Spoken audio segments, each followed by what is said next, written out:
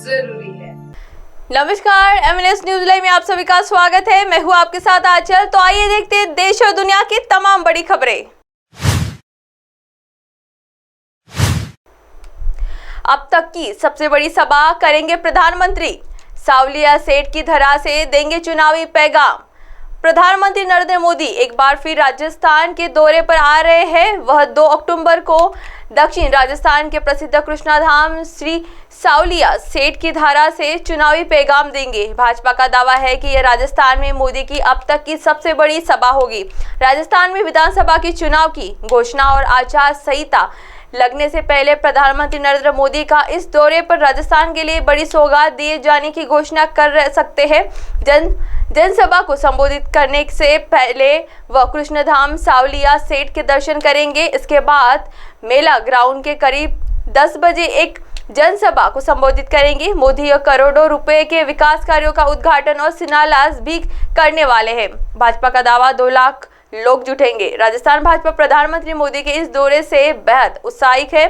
चित्तौड़गढ़ जिले के सावलियाई में जनसभा को लेकर पार्टी प्रदेशाध्यक्ष सीपी जोशी पूरी तरह जुटे हुए हैं। खुद सीपी जोशी भी चित्तौड़गढ़ से ही सांसद है और उनका दावा है कि इस जनसभा में पीएम मोदी की जनसभाओं का रिकॉर्ड टूटने जा रहा है।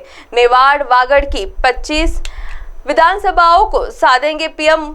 इधर सियासत से जुड़े लोगों का कहना है कि पीएम मोदी जनसभा के जरिए मेवाड़ और वागड़ की कुल 35 विधानसभा सीटों को साधेंगे, जिसमें उदयपुर संभाग में शामिल भीलवाड़ा जिले की 7 सीट भी शामिल है। आचार संहिता लगने से पहले प्रधानमंत्री विकास कार्यों के जरिए मेवाड़ की जनता को भाजपा के पक्ष में मतदान करने के लिए अपील भी करेंगे। यही नहीं, मध्य प्रदेश के नीमच और रतलाम में भी जनसभा का सीधा असर देखने को मिलेगा।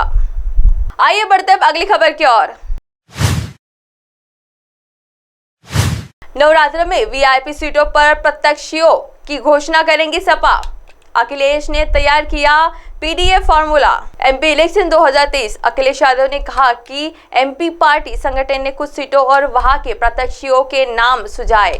महिला आरक्षण कानून पर भाजपा सरकार पर निशाना साधते हुए अखिलेश ने कहा कि नारी शक्ति वंदन कानून बन गया है। भाजपा बताया कि उनने मध्य प्रदेश, राजस्थान और अन्य विधानसभा चुनाव में कितनी महिलाओं को टिकट दिया है। समाजवादी पार्टी नवरात्र में अपनी सभी वीआईपी सीटों पर प्रत्याशियों की घोषणा कर देगी। सपा प्रमुख अखिलेश यादव ने इंदिरा गांधी प्रतिष्ठान में रविवार को पूर्व विधायक नीरज मौर्य की पुस्तक के विमोचन समारोह के बाद मीडिया से बातचीत में यह घोषणा की।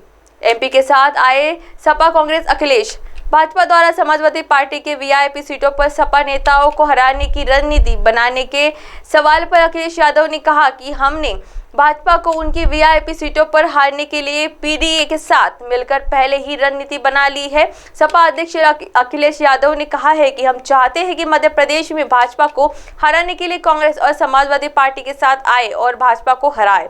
मध्य प्रदेश समाजवादी पार्टी संगठन ने हमें कुछ सीटों और वहां के प्रत्याशियों के नाम सुझाए। महिला आरक्षण कानून पर भाजपा सरकार पर निशाना साधते हुए अखिलेश यादव ने कहा कि नारी शक्ति वंदन कानून बन गया है।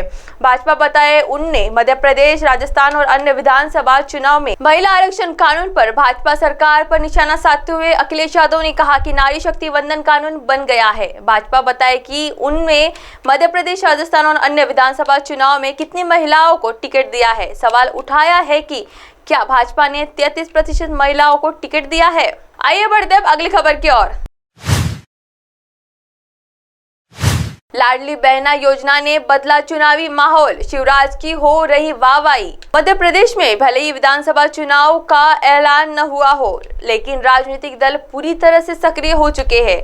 इसी बीच सामने आए ताजा सर्वे में शिवराज सिंह चौहान को अब तक का सबसे पसंदीदा चेहरा बताया जा रहा है।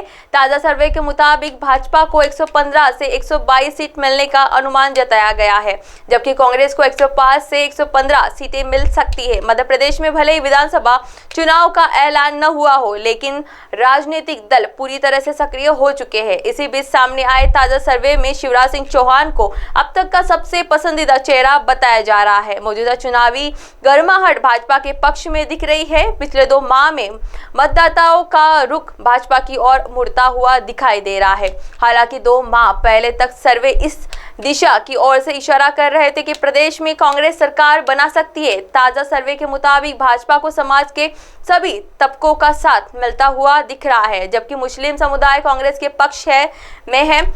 अगर बात एंट्री इनकम्बेंसी की जाए तो शिवराज सिंह चौहान से ज्यादा लोगों को, विधायकों को और अफसरों से शिकायत है। इन परिस्थितियों में अगर आज विधानसभा चुनाव होते हैं तो भाजपा के पाले के तकरीबन 125 सीट आ सकती है। अगर वोट शेयर की बात की जाए तो भाजपा को 48%, जबकि कांग्रेस को 43% वोट मिलने का अनुमान है। अब आप हमारे चैनल को आपके मोबाइल पर भी देख सकते हैं। मोबाइल ऐप पर देखने के लिए प्ले स्टोर से MNS news TV app download करें। इंस्टॉलिंग ट्विटर, हाईक्विक, फेसबुक और कई सोशल मीडिया प्लेटफॉर्म पर हमारा चैनल उपलब्ध है। आप हमारे चैनल को लाइव भी देख सकते हैं www.mnsnewstv.com पर। फिलहाल वक्त हो चला है दर्शकों ब्रेक का।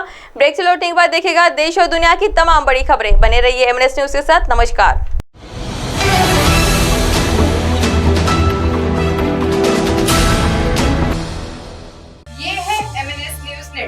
और आप देख रहे हैं MNS न्यूज।